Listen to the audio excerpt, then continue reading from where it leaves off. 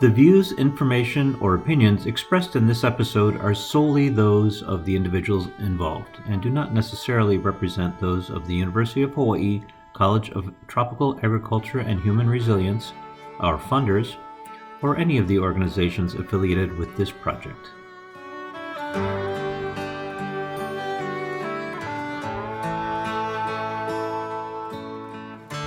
I can get used to not working every day, and I can get used to not needing to bale hay, and I can get used to a job off the farm, but I will never get used to this empty barn.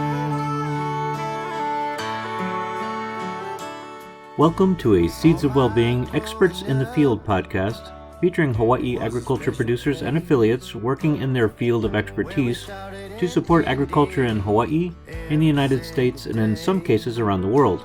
These podcasts are made possible by a grant from the University of Hawaii College of Tropical Agriculture and Human Resilience, also known as CTAHR, and the Seeds of Wellbeing, or SOW project, and is supported by a grant from the U.S. Department of Agriculture, National Institute of Food and Agriculture, and the Hawaii Department of Agriculture.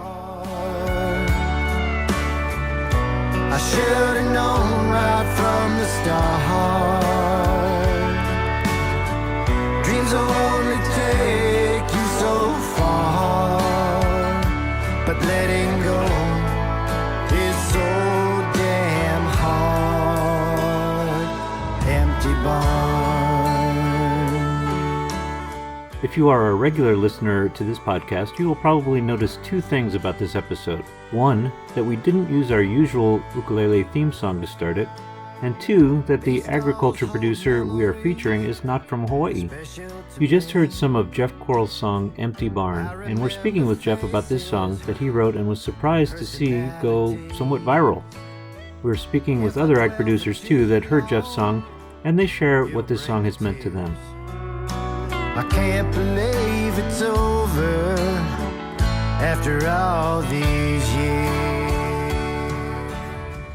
So we produced organic milk with a herd of between 40 and 50 cows. My husband and I are first generation dairy farmers, I guess recovering dairy farmers, because we're no longer milking. So at the time that I heard the song, we had sold our cows, took a 2-year break, and started milking again. I grew up on a dairy farm in Northwest Pennsylvania, and for the day, this was back in the 60s, 70s, into the 80s and beyond, we were pretty successful dairy. Put together a brochure entitled "You Can't Pour from an Empty Cup," and went over some of the general information about mental health problems, and then specific to the ag community. So give us a little background, Jeff. Just kind of a brief history. You're, I think, fourth generation dairyman, raised on, I'm going to paraphrase, you can tell me where I'm wrong, but I think fourth generation dairyman, Pennsylvania area. Decided you had the songwriting, the music bug when you were fairly young, went to Nashville. Yeah. Dad called and said, "Hey, we need you back at the farm." And then was it 2008 maybe that you ended up? Yeah, back? 2000 and 2008 is about the time frame. Yep. And let us know what happened. You came back to the family farm in 2008, and then tell us what happened and got you to writing this song. What happened during that time frame? Yeah, well, when Dad made that call and wanted me to come home, I came home on kind of one condition, and that is that we could transition the farm to organic milk production. So we produced organic milk with a herd of between 40 and 50 cows. From 2008 until right around 2000, I guess it was the end of 19 going into 20. My dad passed away in 2019, and I decided that it was time for me to take a break. And I decided at that point to exit the dairy industry. And that was difficult in and of itself, but I was really ready for that. Um, that is not what caused the song Empty Barn. When Dad passed and the next year I decided to, shut down the commercial dairy, I always say it as a joke and say that at that point in time, I was ready for that and I thought I was cured of the cow milking disease. But it turns out it was only in remission and it came back. And I wasn't without cows for one full year until I got a bug to say, the one thing I have not done in farming is bottle my own milk. My great grandparents had bottled milk on this farm from 1901 until they retired in 1956. And it was just kind of always in the back of my head that I wanted to try that. And so I jumped through all the hoops to get the license and set up a small creamery here on the farm. And started with 4 Guernsey cows. We had always milked Holsteins and a few Jerseys, but my great grandparents had always had Guernseys, and here again, I was just kind of in this mode. So I started with 4 Guernseys and was pleasantly surprised to find that I could sell all the milk from those 4 Guernseys. So I doubled to 8 and was pleasantly surprised that I could sell all the milk from those 8 Guernseys. So then I went to 12 and found that I never sold any more milk than the 8 could make. So what happened, we're in a very rural area, and the biggest city close to us is kind of a declining old steel mill town. And we just didn't have a big enough customer base to keep growing that business to where it would support me as a full-time income. Plus, it's a lot of work to milk cows, do the field work, and bottle the milk. I had some wonderful young people who helped on the farm, but we just couldn't grow it big enough.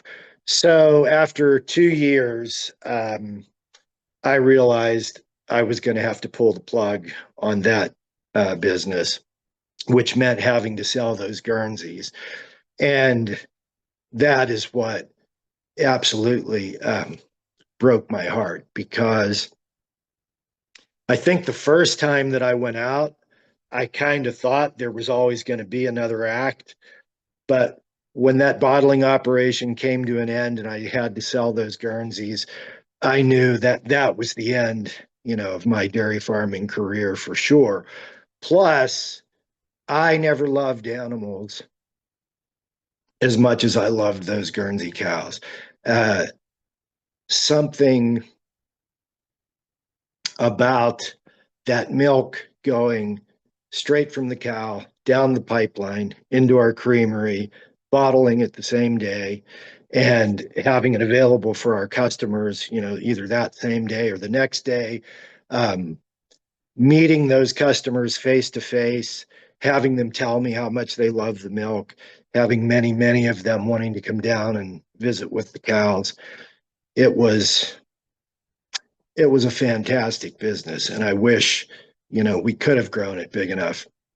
So when it came time to shut it down and say goodbye to those cows, it was just a very heartbreaking experience.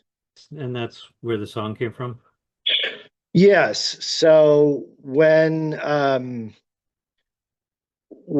I sold the cows and shut down the business, I was literally heartbroken. And I almost immediately declined into kind of a depression. And in the midst of that, now you alluded to the fact that I had always messed around with writing songs and playing guitar. So in the midst of that, a friend suggested that I should write a song about, what I was feeling. And I thought it was just too close and too personal. And he even said to me, I don't know, this is a guy doesn't know anything about farming. And he said, I don't know anything about farming. I don't know anything about cows, but hearing you describe how you feel, he said, I can't imagine what it feels like to go into that empty barn. And I said, wow. Yeah. Okay. So I sat on it for a couple of days, went down to the barn for the first time since the sale of the cows, um, sat down on a 5-gallon bucket with my guitar and just stared at that empty space. You know, it was a space where so much of my life had been lived from childhood up. And any small dairy farmer will tell you this. You're in the barn from the time you can toddle around, you know, maybe even earlier. And that space where so much of my life had been lived and where so much life had been, you know, just a few weeks before. And I had dreamed some lines after my friend and I talked, and he said, you should write a song called Empty Barn. Um, I had dreamed some lines to the song. And so I took out the guitar and started fooling around with those lines. And it just started to fall into place. And I probably wrote Empty Barn in less than an hour. And any songwriter will tell you the ones that just kind of come fast and furious, they are usually the best ones. You know, the ones that you labor over and labor over and labor over, they usually sound that way. But man, Empty Barn, and I say when I do my keynote concerts and have opportunity to speak, I often say that I don't think I so much wrote the song Empty Barn as reached up and pulled it from the ether from all of those heartaches and emotions that have been put up there in the last while here, 10, 15 years, from farmers who went through, you know, the same thing that I did. And I really believe that it just kind of flowed through me. And I've also heard you comment on your Nashville experience and what that meant to you related to writing the songs. You want to share that a little bit? Yeah, well, when I first went to Nashville, I was very young. I was about 22 years old. And I really threw myself into learning the craft of songwriting. I wanted to be a professional songwriter. And that involved going to numerous workshops and songwriter nights and learning experiences and learning from other songwriters. And, you know, for probably the first year, always being told, it's okay, but it's not great. Then eventually, finally getting through to the point where, hey, people are recognizing that you're writing pretty good songs. So I like to say Nashville taught me how to write songs, but the farm, you know, gave me something to write about. Your YouTube video, which of course we'll share all the usual links, but your YouTube video is now at over 160,000 views, over 250 comments on it, and it's moved people in meaningful ways. I think when you and I talked, I think what we hit upon as we were reviewing things is there's a certain vulnerability that you're bringing that seems to evoke that and make it okay for folks that hear that song to feel themselves and allow that to be seen. So maybe if we could kind of focus on that aspect, some of the reactions that you've heard and seen from folks when you've spoken at some of these different venues, I think that would be interesting. After Empty Barn went viral, I recorded an album and I was able to tour. And in the midst of that, I started to get asked to speak about farmer mental health. And actually, the first person who ever asked me to speak was a major hospital system. And when the lady talked to me on the phone, she wanted me to come speak for their staff mental health awareness day. And I honestly thought she had the wrong person. So I honestly said to this woman, you have the wrong guy. I'm not a speaker and I don't have anything to do with mental health. And she laughed and she said, I've been following your story from the beginning, and your story has everything to do with mental health. Just come tell your story. And I thought about it for a minute and I thought, well, I asked her, I said, okay, I will do that under one condition, and that is that I can have my guitar with me so I can perform Empty Barn. And she thought that was a great idea. I went, the talk was, even though my knees were shaking, the talk was a big success. And it gave birth to this thing that I do now, which is called a keynote concert. So I will do a keynote length address, tell my story, and I incorporate 3 songs into the story that help tell the story. Of course, Empty Barn being one of them. So I was doing a keynote concert for the National Farmers Organization out in Coralville, Iowa. And I was speaking from stage, telling my story. And I noticed there was this guy up front. Most of the people were dressed pretty nicely. I was there closing, whatever you call that, a closing pennium, or what do you call that? Whatever. Anyway, so most of the people were dressed pretty nice. The guys had on jackets and, but this guy close to the front was a big guy, and he had on bib overalls, a t-shirt, and a baseball hat. And I noticed that, and he was a younger guy, probably in his 30s. And I noticed that as I was telling the story that leads up to Empty Barn, it looked like he was really starting to get emotional. And as I started to play Empty Barn, he really did get emotional, to the point that, he was brushing away tears. Well, after I did my thing and went out to my table to meet people, I noticed this big guy was in line. And when it came his turn to come to the table, I wanted to stand up and shake his hand. So I did, stood up from behind my table to shake his hand. And when I reached my hand out to shake his hand, instead of shaking my hand, he took my hand and he pulled me into a bear hug. Now, you can't tell because I'm sitting here, but I'm 6'2". This guy was towering over me. He pulls me into this bear hug and literally lifted me up off my feet to the extent I had a cowboy hat on, and my cowboy hat flew off. He set me back down and then he lifted me up again. And as he was doing that, he was saying, "That's the greatest song ever. That's the greatest song ever." And I think that people in line thought I was being murdered or something, because I also couldn't breathe. I was like, oh. So anyway, after about 3 of those, he sat me back. He put me back on my feet. Somebody got my hat and handed my hat back to me. And I looked at this guy and I said, "Man, what's going on?"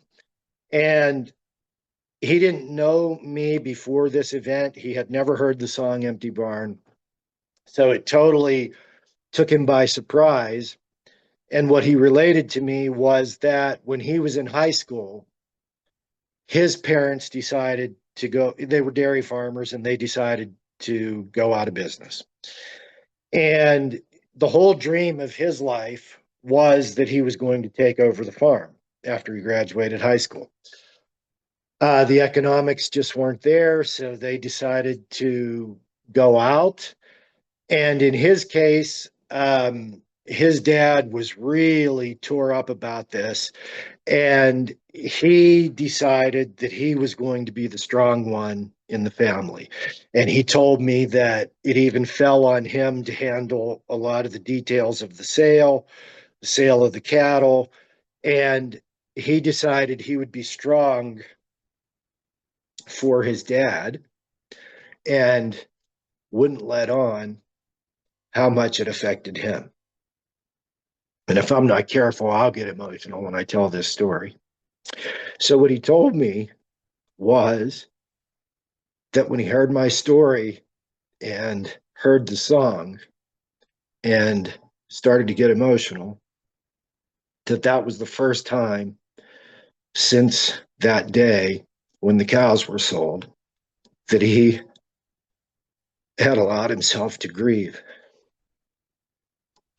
And that's when I realized I'm speaking to guys that look like me, literally, figuratively, guys who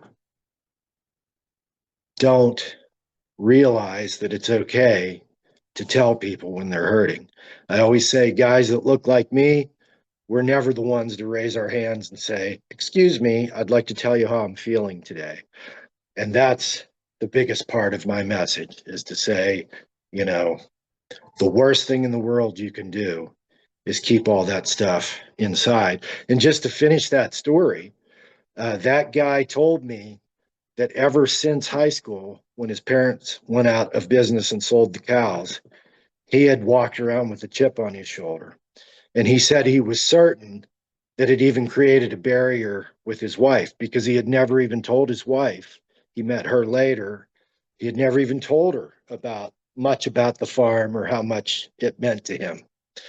And he concluded that day by telling me he'd be going home and talking to his wife. When I heard this song, I remembered the heartbreak of selling our cows, but was feeling a little bit healed because we were milking again. So, but I just knew that people were going to resonate with it, and they did.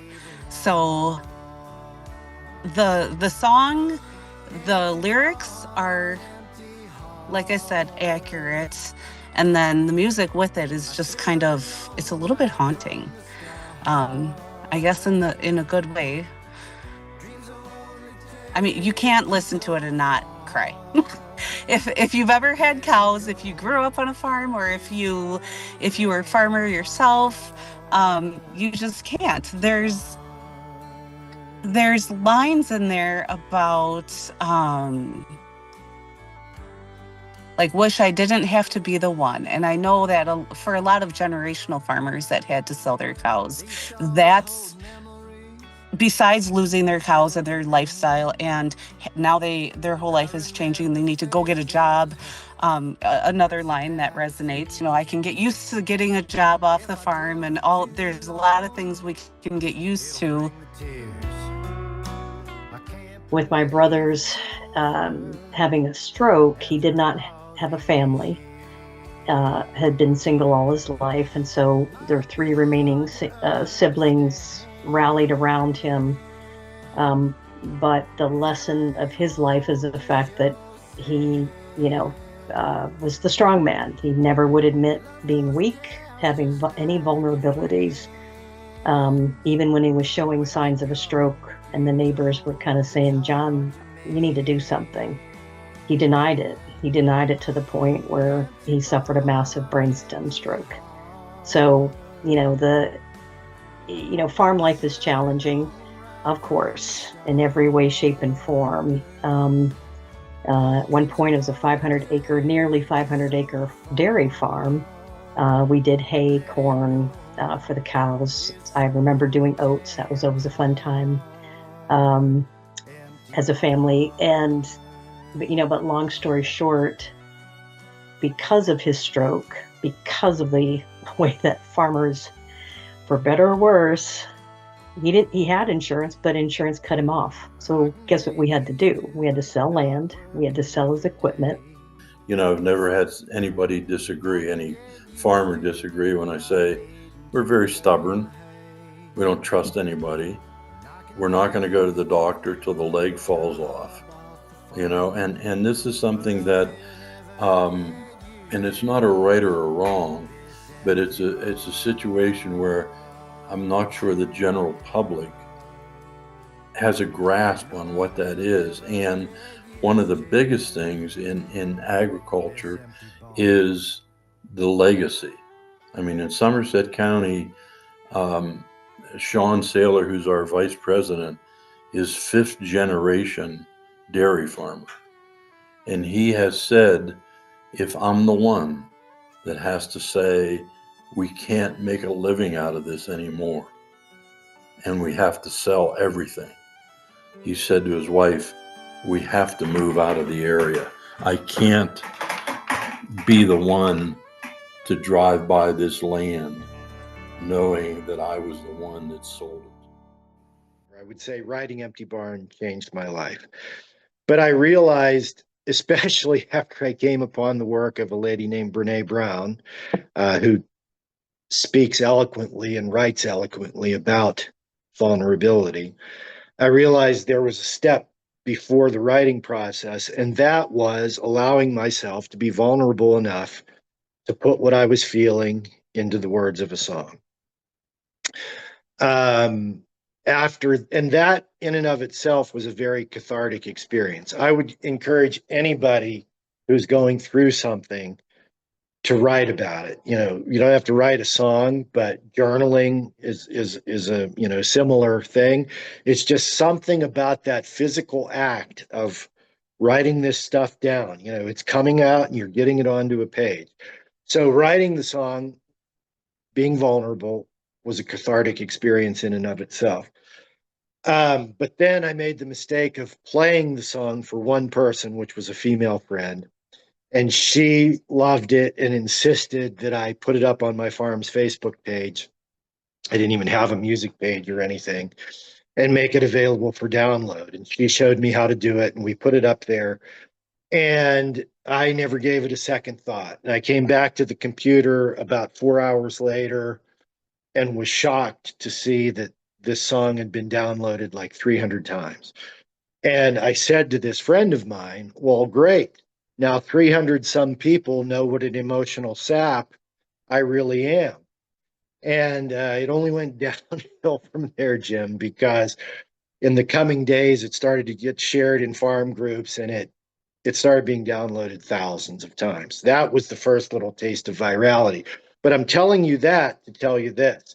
What came along with all those downloads were the most wonderful comments of love, support, and encouragement, you know, from people who were relating to the song. And that was kind of the next step in this healing process, was that I saw that other people are going through similar things, that other people do in fact care about me, and that there are people out there who are willing to help me and support me. And when I do my talk, this is another joke that I make. I'll say, hey guys, come here. I got to tell you something. It turns out if you tell people how you're feeling, they can help you. Who knew? I sure didn't. But at any rate, that was the next phase of my healing process for me. It was seeing all those wonderful comments of love and encouragement, and then people telling me, hey, you got to do something with your music. When one door closes, another one opens. And through the bizarre series of events, I think it was about within 6 weeks of having written Empty Barn, I was in a recording studio in Nashville, recording it professionally with some of the greatest musicians on the planet. Successful career? Are you making that? Tell me what your next moves are. Are you a musician now? Are you a farmer? What's happening to the I farm? don't know. I What's used to going on, say Jeff? that. Yeah, I used to say that I'm a farmer who sings and writes songs, and now I think I'm more of a singer and a songwriter who also farms. Yeah, I got busy. You know, I just realized it was going to be impossible for me to be doing this music thing and also farm. So we didn't have any animal after the sale of the cows. We didn't have any animals on the farm. And I was approached by a young guy who wanted to rent the land. So actually, our home farm is 100 acres. So I actually rented the ground to this young guy who's farming. And which that's a whole nother thing. You know, when I was at the height of my farming, milking 50 cows with my dad, we farmed our home farm and we farmed the 4 farms around us. So we farmed about between 500 and 600 acres to obviously grow feed to feed the cows. And this kid that's farming my ground, he picked up all those farms that I farmed. And I wanted to ride in his big combine with him when he combined his corn last fall. And so we're in the combine, and I'm amazed at all this. You know, I never had anything like that. And actually had a passenger seat. And I said to him, how much ground are you farming now? And he said, well, Jeff, we're awfully small. He said, we're just about too small to survive. He said, at this point, since we picked up your farm and the farms around you, all we got is about 2,000 acres. It's just thinking, That's Hawaii. The 75% of the farms are 10 acres or less. So just for a little perspective on scale. But what are you seeing as far as farms and what's going on with farms, farm closures? I mean, a lot of people are reaching out to you about it. I think, yeah, have you yeah. seen an increase? Do you think things like that there is an increase in farm closures? What is the mainland farming situation from your perspective and the people that share with you? Yeah, well, there's definitely a huge decline in small and mid-sized farms. If you just take my own area for an example here, when I was growing up, and I graduated high school in 1985, so when I was growing up in the 70s and 80s, our little town had 27 licensed bulk tanks, so 27 licensed dairy farms. Um, I happen to have been the last one to quit. So now there are zero dairy farms in my little area here. So, and when I was growing up, people made a solid, middle class income milking those 30, 40 cows and farming even sometimes as small as 50, 60 acres and then buying in some feed, whatever. That all has pretty much totally gone by the wayside. And as I've gotten out and talked to people about this, it's happening everywhere, all across. Everybody has the same story that I just told. When I was growing up, all of our neighbors were dairy farmers. Now there are none. Or one big farm or two big farms buy up all the ground and they milk, multiple hundreds of cows, now sometimes multiple thousands of cows. Um, and something I've started saying is that nobody really in the general public is really aware of this because our previous farm crisis, so in the late 70s, early 80s, a lot of those farms got super laden with debt. And when the commodity prices collapsed, those farms had no way to pay their mortgages and they started to get foreclosed on. And that was national news. All these farm auctions, all these foreclosures, that was national news.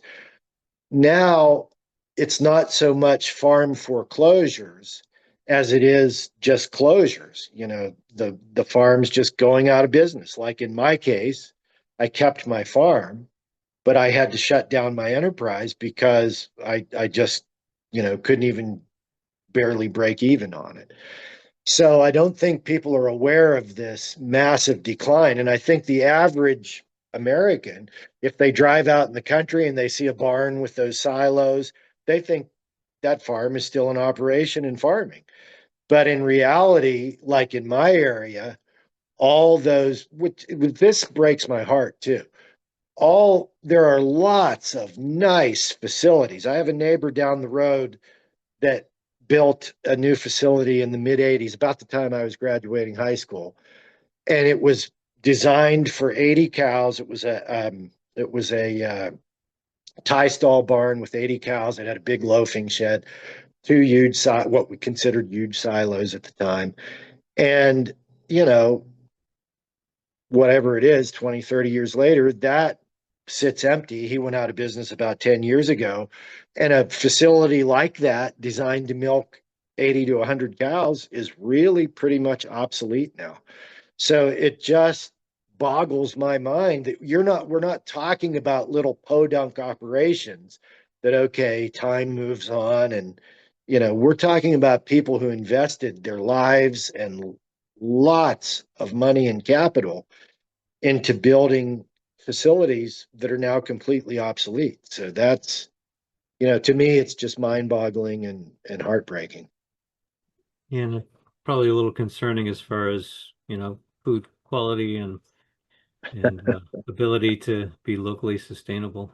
But I think that's something that's a big initiative here in Hawaii, in the middle of the Okay. Pacific, right? That's certainly a focus for folks here. Well, one thing to add to that is when when you kind of reach a tipping point to where when so many of these farms go out of business, then the whole rest of the ecosystem collapses. So the feed mills collapse, the feed mills go out of business, the equipment dealers go out of business, um, the milking machine maintenance people all go out of business. And where you had this vibrant, thriving ecosystem, now you basically have nothing. So it's hard to get your mind around how fast it has changed, I guess is what I'm trying to say. I think as we start to wrap, I want people to I would like you to share with people where they can find out or follow what you're doing and find out more about your music. Maybe if you're coming out with a new album, or if you're going on tour related to even some of the speaking engagements. Is there a Yeah. spot that you like? I know you have Instagram, Facebook. Any Yeah. any suggestions on where people should find and follow you? Yeah, well, my main hub is my website, which is www.jeffcorlemusic.com. You can find all things Jeff Corle there. I have a heavy presence on YouTube. Just look for Jeff Corle on YouTube. Um, Not so much. I am on Instagram. You can find me there, but my other big one is TikTok. So you can find my TikToks, and I have a pretty good following there. Sounds good. I think what we like to do is, because our focus for the Seeds of Wellbeing Project is ag producer mental health and ways to cope. Any words of wisdom that you want to share for our ag producers out there? Yeah, well, just what I said before. My core message is, especially the guys. I know you were raised to grin and bear it. We were talking about this earlier. Your dad drilled that into you. Your grandpap drilled that into you. That's the nature of farming. If you have a bad year, you're going to have there's always next year. You have a bad spring, things will turn around. But with your mental health, especially if you're going through a farm closure or a farm transition or facing the prospect of that, you got to talk about it. You even, one family member, your best friend, if you can go to them and say, I really got to tell you, I'm going through something.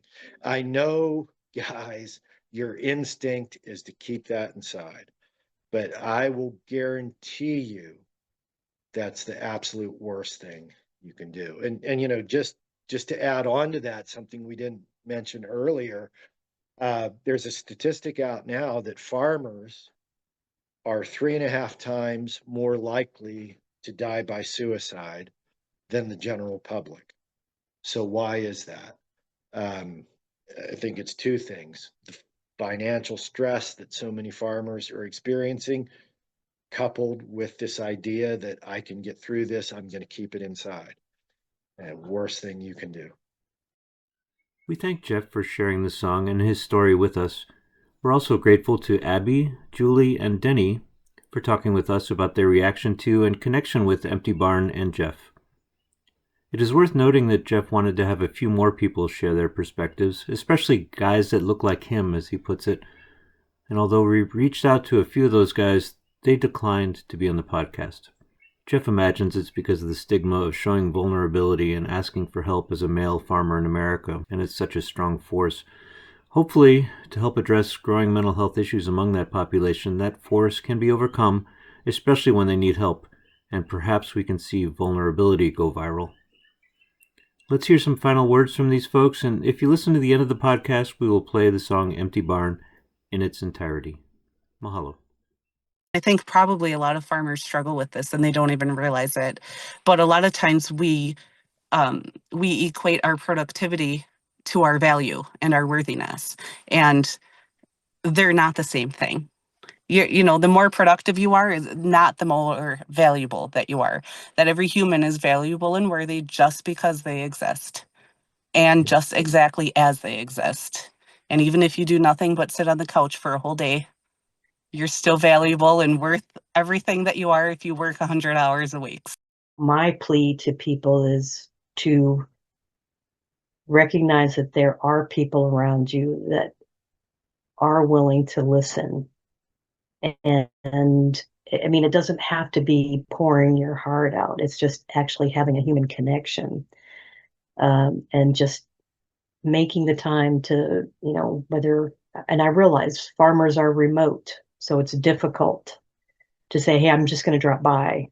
But, I prefer in person because to me, it's more meaningful, right? It's that authentic experience. But, of course, this day and age, here we are, you're in Hawaii, I'm in Georgia, and we're having this conversation. So the technology does allow for people to engage. And so just, I would beg people to allow themselves. It's okay to reach out, just to chat. And, there are a number of helplines that I've seen that are designated for farmers, and I would encourage reaching out there.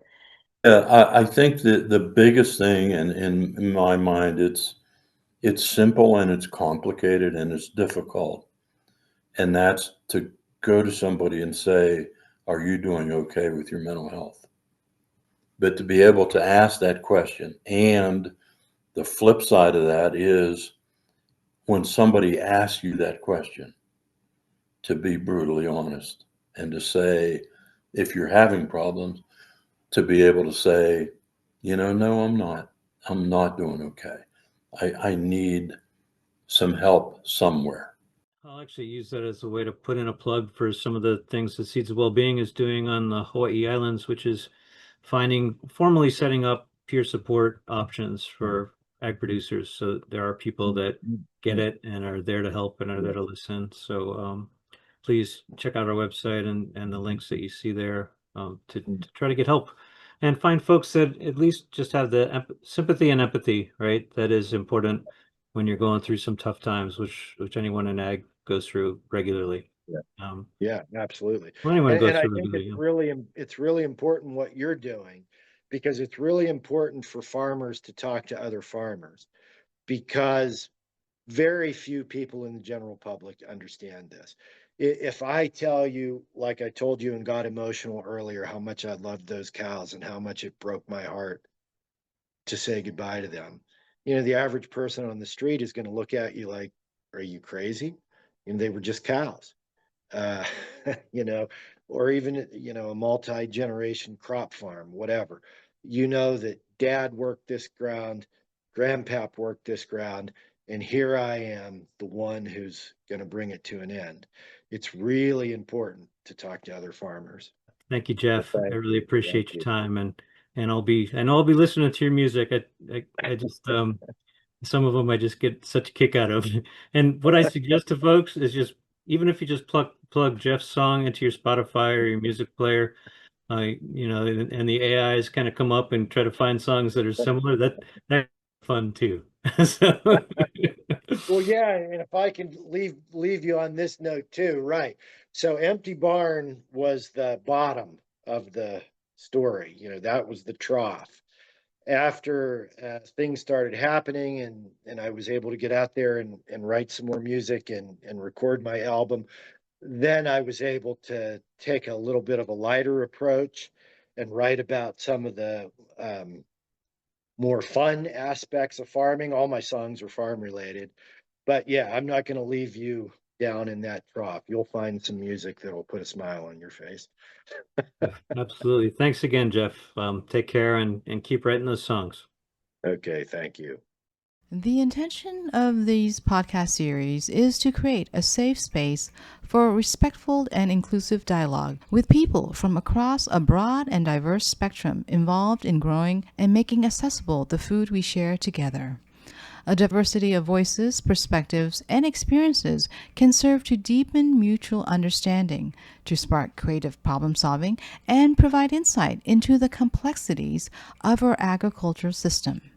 If you, our listeners, have experiences with Hawaii agriculture ecosystem, from indigenous methods, permaculture, smallholder farmers, to large, including multinational agricultural industrial companies, and everywhere in between, and you would like to share your story, please contact us. We welcome your voices and perspectives.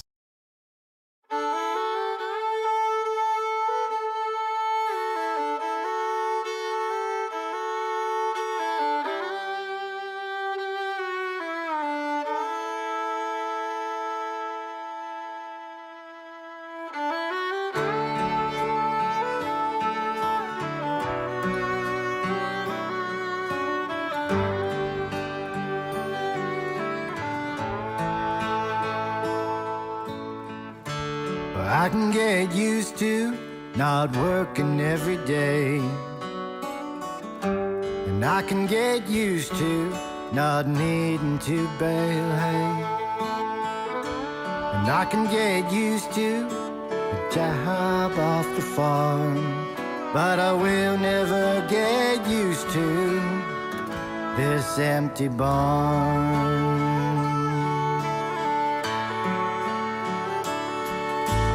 All my growing up was a special place where we started and ended every single day. Always had a full house, ladies that we loved.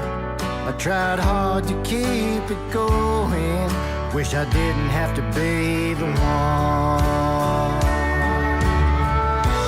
Empty barn, empty heart. I should have known right from the start. Dreams will only take you so far, but letting go is so damn hard. Empty barn.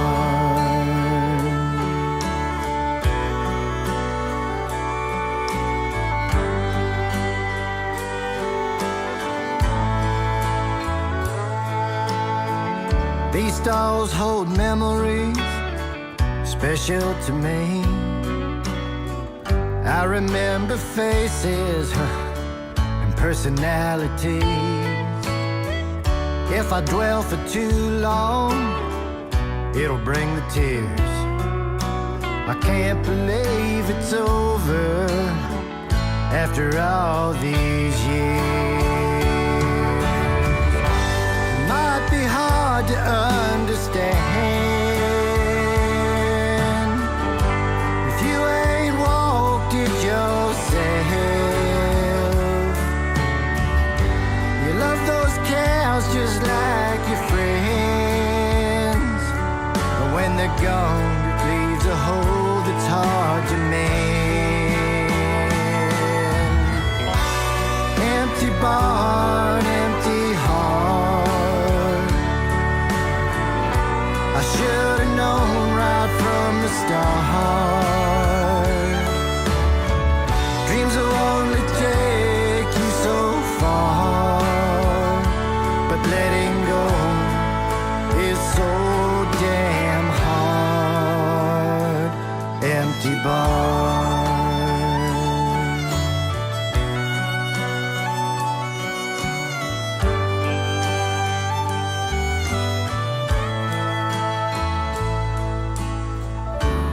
I can get used to not working every day, and I can get used to not needing to bale hay, and I can get used to a job off the farm, but I will never get used to this empty barn.